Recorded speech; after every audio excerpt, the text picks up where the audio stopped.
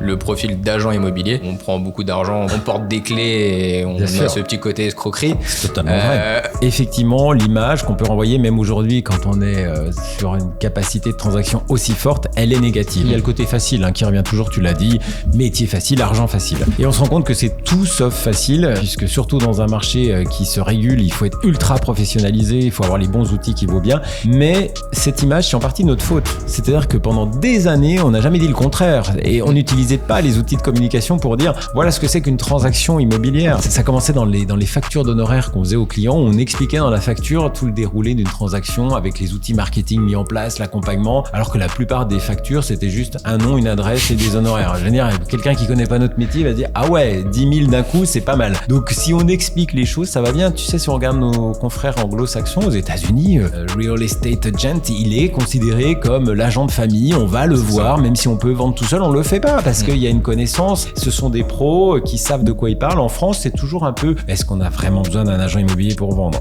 La réponse c'est oui, mais encore faut-il savoir pourquoi on est là, qu'est-ce qu'on va amener comme plus-value, et le rôle principal aujourd'hui, c'est la communication. C'est de raconter ce que c'est qu'une transaction immobilière, toutes les étapes aujourd'hui indispensables, surtout dans le marché qu'on connaît, sur le point de départ, sur l'avis de valeur, la communication, la commercialisation.